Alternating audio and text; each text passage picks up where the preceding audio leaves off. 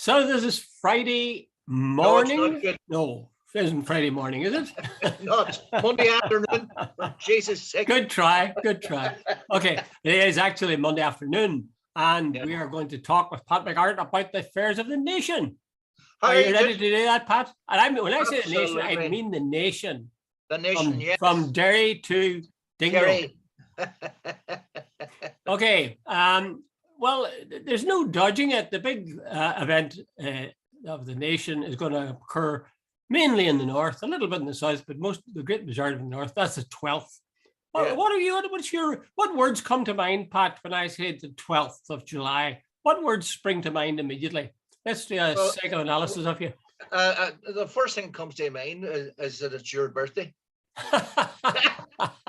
You did have to say that. The irony of Jude Collins' birthday being the 12th of July never fails to amuse me. Let's move from the sad personal to the even sadder political. Right. No, July 12th, Jude. I think I try to see or allow everybody to have their culture and their rights and all the rest of it. But Jude, the more I see about the 12th of July, this word culture keeps coming up. And Jude, I keep asking myself, do bonfires that are built 70 feet high, putting up flags outside Catholic churches, marching through areas where you're not wanted, is that culture or is that intimidation? Jude, my idea of culture is that it's a celebration, that everybody's welcome, that it's not aimed at intimidation, that we can all share it, that it's rich and it enriches us. I don't see that when I look at bonfires built in places that people don't want them. When I see the intimidation going on, when you see I would suggest that in certain areas it's a hate fest. Tricolors are put on the things. I saw one the other day. Now I don't know how old it is. To hell with your Ballymurphy massacre inquiry, and so on. And I'm going, is this? I can't get into it. I think it's way past its sell-by date, and the whole unionist people should really have a look at what is their culture. Well, it's always been to some extent a class thing, by and large it is the working class that celebrate. There used to be a few toffs who would come to the field and make their speech, the Lord of the Manse, but I'm not sure that it's politicians now that do it, I think.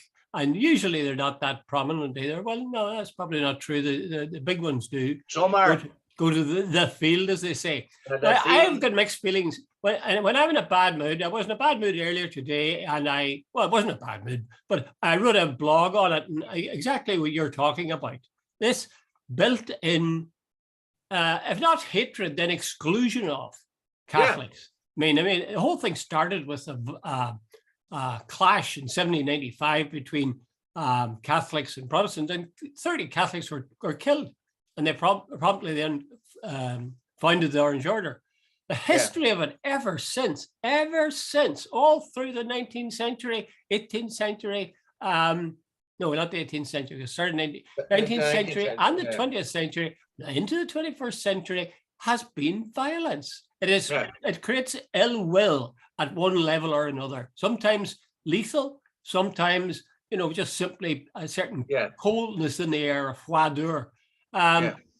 So that's a bad side of it. I try to see it from the other side. If I'm a unionist and I'm an orange man, I welcome the 12th because it's a big day and there's drums and there's marching and you have a bit of fun and you have a few beer and sandwiches, all the rest of it. You wouldn't begrudge people that, would you? Not at all.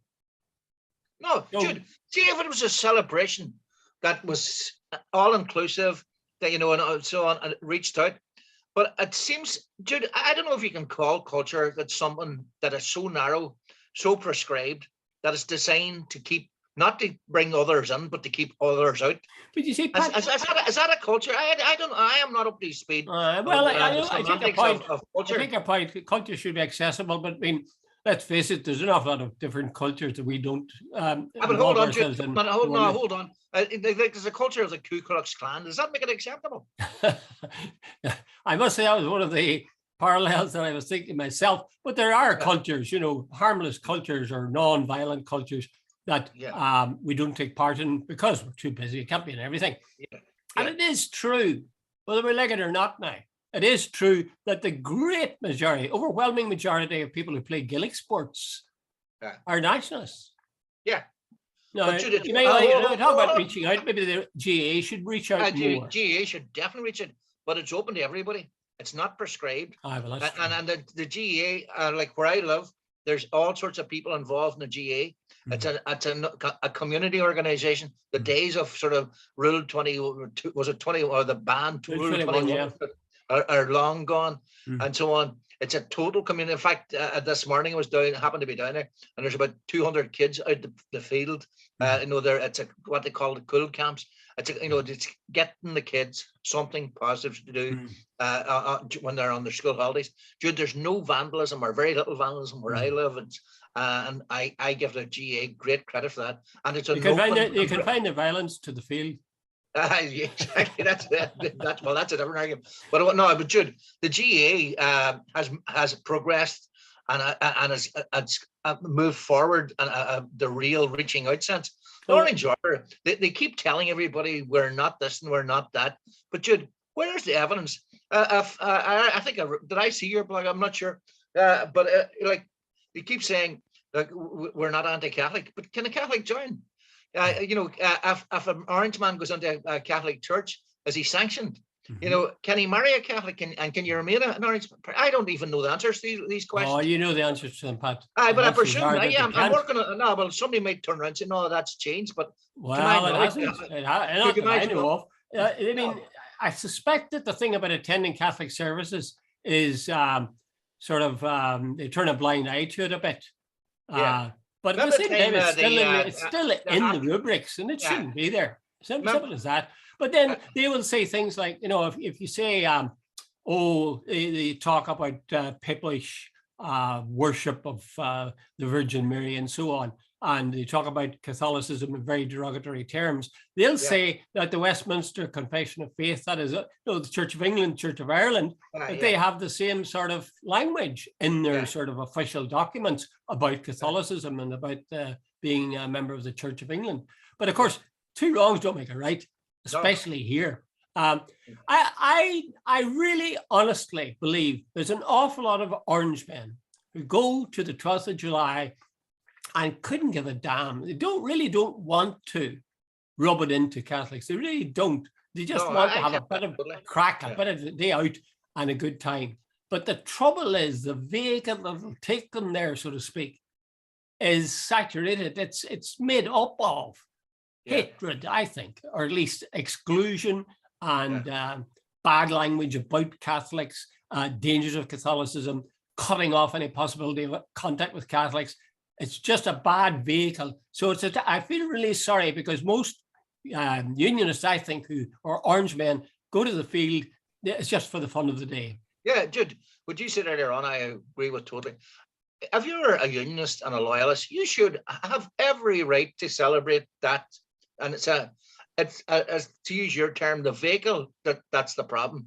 The rights to have a culture, to celebrate it, but there's something seriously wrong with a culture that that seems to be based on intimidation and exclusion and everything. Jude, I'll give you for years. I always knew that it was the 12th of July when I was a young fellow growing up in Letterkenny by the number of northern registered cars heading towards West Donegal. Jude, and on usually, if say July the 12th was a Saturday, see on a Monday afternoon, because there's a bank holiday then on the Monday, and I remember Letterkenny, you couldn't move in Letterkenny on the Monday because the cars coming from West Donegal heading back north again over the border, on a Monday evening you would be in a queue for a couple of hours because it was ridiculous.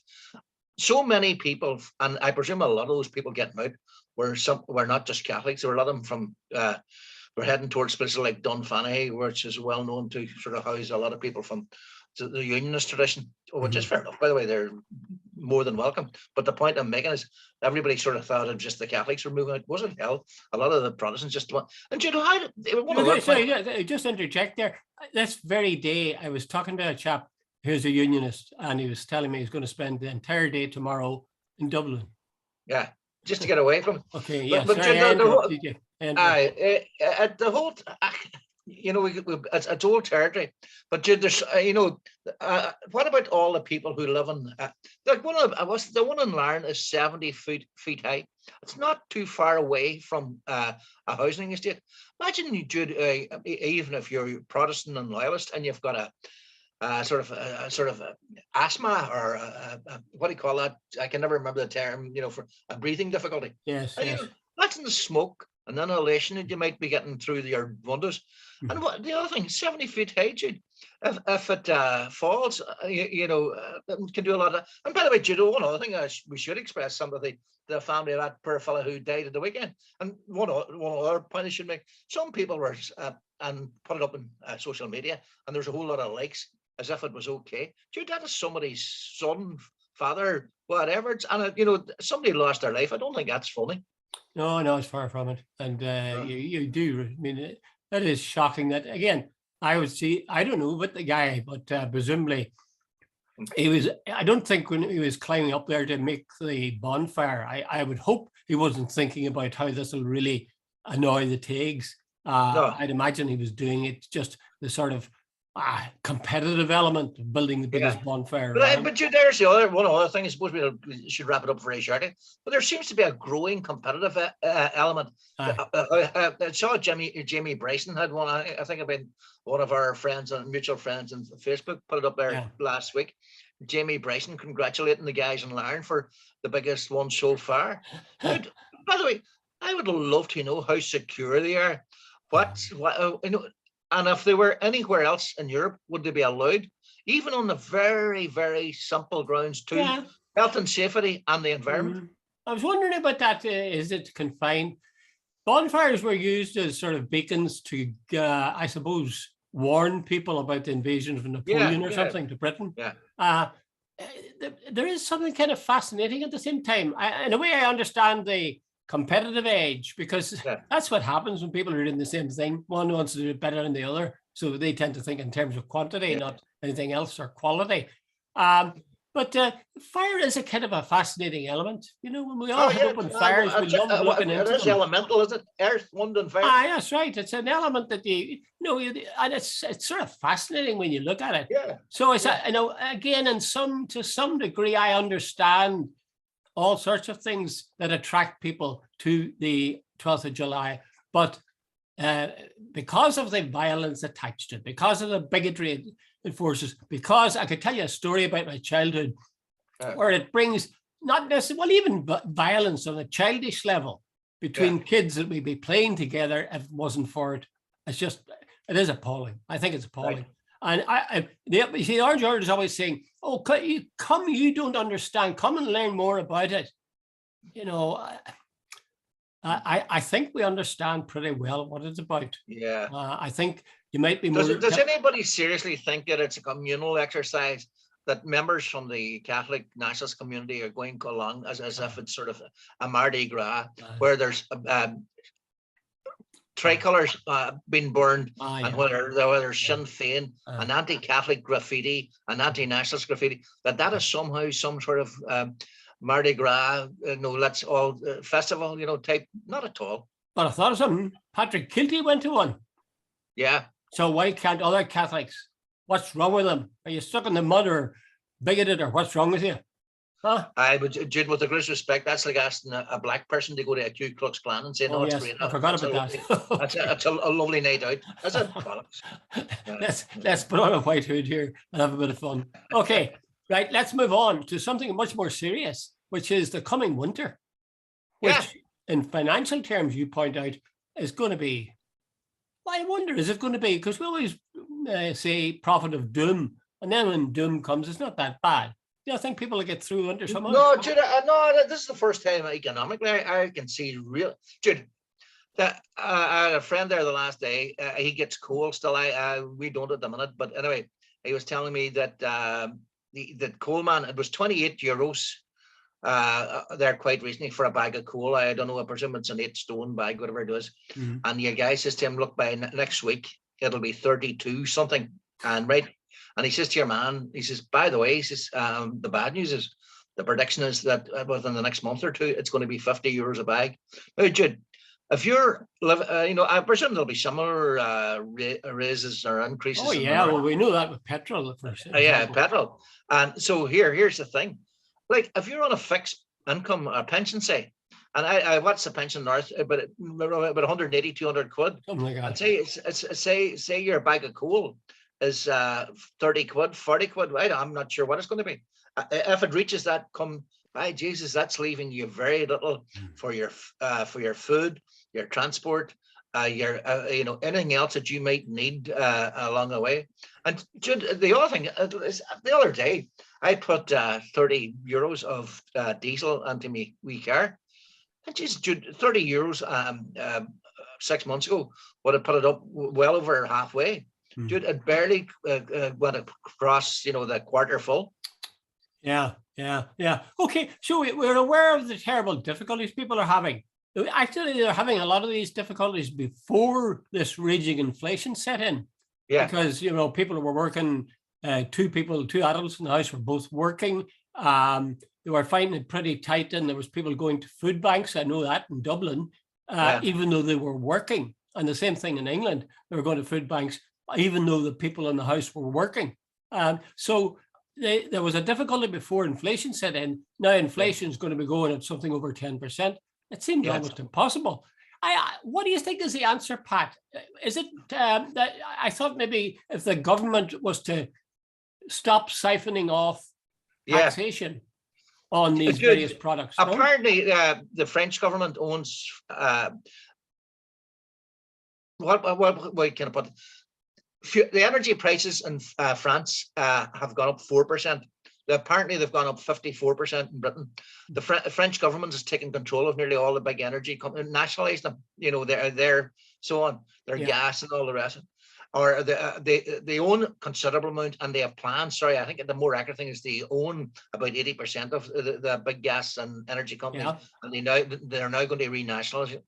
Jude, there's profit taking going on. But hey, Jude, one factor that keeps coming in all the time is Brexit is affecting Ireland and Britain far more than anybody else, because there's a shortage of workers. See, Boris Johnson even trying to claim that Britain is on the way up.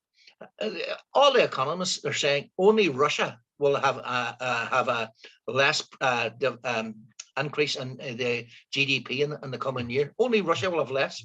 Okay. And some of them are predicting a 3 to 4% decrease in the economy. Dude, that's serious for any economy. Yeah. Well, you see, so there's a lot of people in the working class and even the middle class who will find it hard to make ends meet, really hard to make ends meet. It's heat or eat or all the stuff that they say. So you look and you say, there's a really whole range of billionaires and millionaires who've made huge profits during even the COVID crisis. So let's tax those guys. The one fault, Shell was making 80 million pounds a day there, quite rich. 80 million. Shell. Go ahead, sorry. Well, it seems obvious that they should be taxed. But I'm thinking back, the Beatles used to sing a song about the tax man, about Mr. Wilson taxing them 95% on their income. And I think there was a time when that was the case. If you really were earning big money. I remember Henry Cooper at one stage claimed that he was seriously concerned that after he earned whatever it was, he says he was getting taxed a 19 and sixpence on every pound. Aye. So what is that not the answer then? If that's not the answer to cut, to take more money from the people who've got far too much of it in taxation, is there no hope? I mean, no. Well, Mick Lynch done more, I think, for the working people. Mick Lynch of the Rail Transport Union, when he said there are now more millionaires and billionaires than ever, yet even people who are working are going to food banks, and some of them have two jobs and still are in poverty. Dude, it's the distribution of wealth. I was actually leaving here this morning and I saw Sir Keir Starmer on Sky, and he's saying they're going to their whole policy at the next election will be the economy, and that they'll put people at the center stage rather than profits. Now I don't know whether that's looking at now. Don't hold your breath, Pat. No, exactly. When Jeremy Carman was at the Durham Miners do, Sir Keir was sitting centre stage at Wimbledon eating strawberries and cream, I presume. Mm-hmm. And why do you think there was such vilification of Corbyn? You know, because the reason was that he looked like a guy who might be going to change things. Yeah. So they had a label of something. So they slapped on the anti-Semitic label. Yeah. I mean, it's really funny, you know, in some awful way that a man like Corbyn should be eventually kicked out because they thought he was anti-Semitic. I mean, that's such rubbish. That isn't even irony. That is actually it shows how politically and illiterate the electorate is that they believe that.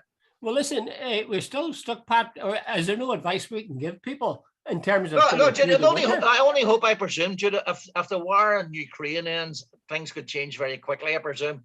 But there's no sign of it ending any quickly. No, I wouldn't bank on it. No, I would say you'll probably see it go. I'd be surprised. In fact, the rhetoric is. See, last week, it must be going bad for the Russians when Putin starts saying to the West, "Bring it on," all this sort of stuff.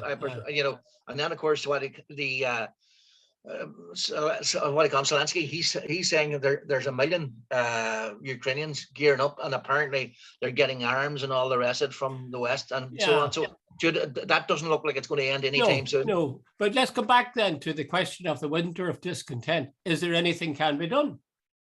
I suppose I would. One full taxes. Yeah. Huh? One full taxes on the big fuel companies, and on the occupied part of the territory. If the DUP and the others, well, the DUP particularly, get their fingers out and go back into government, there's 300-400 million pounds that could be doled out to those most in need. Yeah. And I suppose the one consoling thing is when the economy came to a full stop because of COVID, the British government and the Irish government found ways to get people through that, even though they weren't even able to go to work, let alone earn money. So, you know, there always is a way when there is a will. So I would suggest that if the government in the South would stop talking about increasing the South's contribution, both in terms of material and in terms of finance, to EU, effectively an EU army. Yeah, I think they'd be better employed thinking about ways to help people get through this winter of discontent, this winter of poverty. But Jude, here's the thing, you know, when we were chatting about all this, the Irish government confirmed, I think it was last week, they're 2 billion ahead of their projections. They're 2 billion ahead. I don't know what on income. On a small island like Ireland, that's massive. The Brits would probably be jumping about something like we're 20 billion ahead. They'll be jumping thinking it's marvelous. Yeah, so we're already 2 billion ahead on our income, economic projections. You know, in the midst of COVID and coming out of it and all the rest, we're still growing at quite a rate. Yeah. So are you saying then that that'll mean that there isn't terrible poverty and no, Jude, thanks to the recession, el crisis, as the Spanish used to call it. Yeah. You know, in 2008, our national debt's pretty high.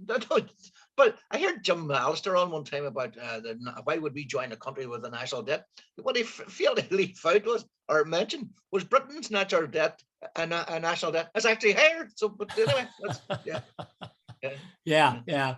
Well, I suppose some sort of combination of government assistance, tax breaks for big earners to be stopped, and in fact to cut in quite hard on people who are making obscene amounts of wealth. And I suppose that's the best you can hope for, and pray to God that the inflation will stop going up and up and up. Because as we said about this before, Pat, it's okay for us sitting here talking about it, but for some people, it must be a very frightening sort of prospect. Absolutely. Maybe just on a quick follow on. There's a thing in the Irish Times this morning where Una Mullally said that the core of any society, are your average person, your nurses, your cops, your teachers, and we're having a dearth of all three at the minute, particularly teaching. a young teacher in the Republic of Ireland, he starts off at about 38,000, 39, no, sorry, I think 39,000 euros. The chances of getting a job or finding a teacher, being able to live in Dublin right now, if you have to pay, say, 1,600 in rent, pay the tax and all. Mullally worked out that after everything, that person would have something like 230 euros per week. Now that would then food, transport. If you had to go to your GP, which costs 60 euros, or anything else, or any, buying yourself clothes, shoes, whatever, going out for a couple of pints. And the Republic, that's impossible. So what's happening? A lot of young teachers are voting with their feet. They're clearing off to Australia. They're clearing off to Canada. The nurses are doing the same. A lot of my family, in fact, I have a good selection of both nurses and teachers in my family. But my two sisters were teachers, and a lot of their cohorts had children who were nurses and so on. And a terrible lot of young Irish nurses are now to be found in Australia and Canada as well. So we're pricing ourselves out of the market. Well, you see, teachers have always, I have a particular interest in teachers, having been one myself, but, teachers are told they're professionals. That what the profession of teaching, and it's a vocation and God knows what. And yet, if you look at it, teachers alongside other professionals, like doctors or lawyers or accountants or so on, I mean, there's no comparison between the kind of money that the teacher starts with or ends with. If you went to school and sat beside a guy, and you both come out with 3 A levels or 3 honours or 4 honours in the Republic, and one goes off and becomes an accountant, and another goes off and becomes a teacher, and about 10 years later, the teacher's running around in a broken down Ford Escort, and the other boy's driving a top of the range BMW. You're not going to go for teaching. But here's the thing. The president of the INTO in the Republic says no recently qualified teacher will ever be able to buy a house in the Dublin area. In fact, maybe in Ireland. And this is 90% of working people. Now, Jude, if you're a nurse, a cop, or a teacher, 90% of working people will now no longer be able to buy a house, most certainly in Dublin. Isn't it ironic that the three you've mentioned are 3 absolute necessities in every society? And you could argue that they're how would you say, that they're giving kind of professions. The nurse, I mean, obviously, looking after sick people and making them better. The teacher, teaching youngsters to understand the world and develop skills, and the cop to keep order in society and see that the laws are enforced. Isn't it amazing that those be the 3 that would be really up against the wall in terms of making a living or providing for their families? Mind you see that thing about people going to Australia or wherever. My daughter, who's a doctor, says that she could be earning far, far more if she was in Canada, she was in Australia. So I think it goes right across the board. It's not just the suppressed professions, I would say. It's the ones that are doing relatively well. They still are. When you compare them to other countries, they're still way behind. Absolutely.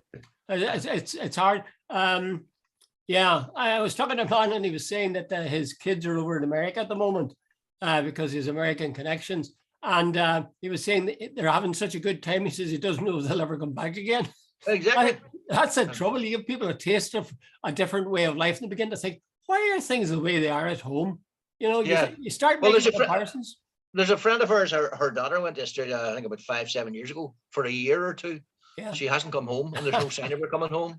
So I don't know what. And every time I see, every time I see her on Facebook, she's out at the beach or some bloody thing, and she seems to be always having a nice glass of white wine or something, and it looks like a nice lifestyle they're having. Well, I'm going to be meeting with friends, Irish friends who are now living in Canada. I'm meeting them on Friday, as I think I told you, and the guy went out with me for 1 year in Canada, and that was in 67.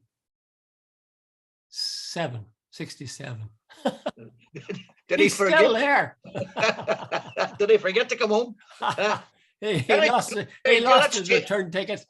Let's change the subject. What's your views on the runners and riders for Boris Johnson's to take over? Okay, well, as you know, Pat, I'm a deeply superficial man. right? Yes. Yeah.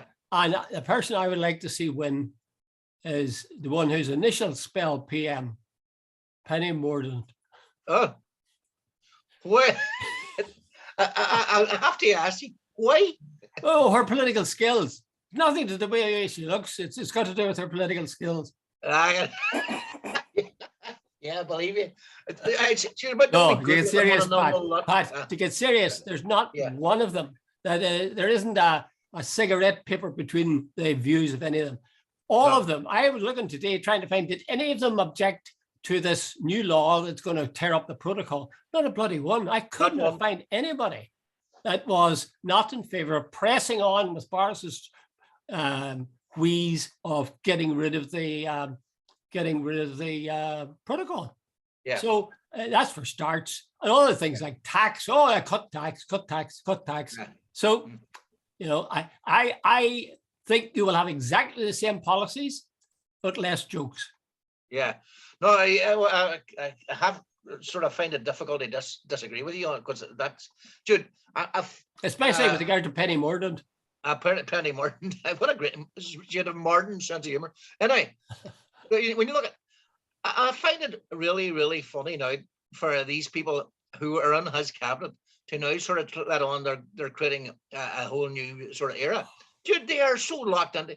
They agree. They they excused him and went out and batted for him about the party gate.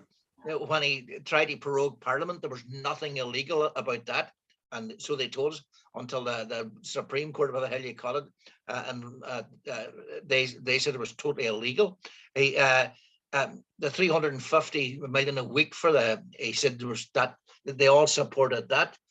Everything he's done this last week, just about every low class trick, they have all come out and supported him. And now they're sort of saying, like, we're different. The only guy who hasn't been on, who seems to be getting some sort of traction is your man Tugendhat, who's not in the cabinet, and they say he's a pretty moderate sort of guy, and there's no fingerprints of him being involved in anything that Boris and co have been doing. Yeah, I take your point there, but I saw an interview with him, and well, he's a nice, mild chap, and he says his great grandfather and great grandparents came from Limerick. He was boasting. He was told, "You've never served in the government, so what are you talking about becoming prime minister?" And he said, "Oh, he'd served in the government. He was working in Afghanistan and in, I don't know, Iraq or something." He was a soldier, apparently. This thing about boasting about service, mate. Yeah, service. It's not service at all. Armies don't serve. You don't serve in an army. You kill in an army. An army, aye. That's their job. That's their job. And if anybody, well, you don't have to kill if the people will not fight back. But if they fight back, you have to kill them. But here's a question. Has the dial moved totally in Britain to the right? That to get elected in Britain, why is Jeremy Corbyn, to mention the person you mentioned, why has Sir Keir Starmer been seen at Wimbledon with these strawberries rather than miners gala and whatever Durham? And why is he telling his people not to go on picket lines? Now, I presume, I would hope that he supports them, but he was working on the basis this is bad PR for us. Aye, but you see, in a way, you can see his point. In a way, because you mentioned strikes. You immediately you get the Tories will throw back to you the 1970s when everything fell apart and Thatcher had to come in and clean everything up, like destroy all the unions. So they're terrified of that. So they feel that, and then they look at Tony Blair, who won 3 elections, and they say the only way for us to manage is to go middle of the road. So in other words, play the working class card very, very slowly and reluctantly, but play the middle of the road one, where really it's a question of being a nice guy and not being extreme and harsh and so on. I don't frighten the horses. Well, you see, Tugendhat, or whatever his name is, would fit into that.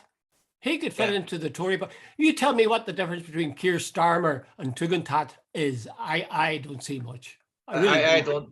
No, but I think that, you see, but there used to be this thing called the One Nation Tory. But that was an illusion. But it was an illusion. But Jude, at least there was a pretense of sort of looking after everybody. Now it's Pat, I'm sorry to interrupt you, but there is only now about 40 seconds left.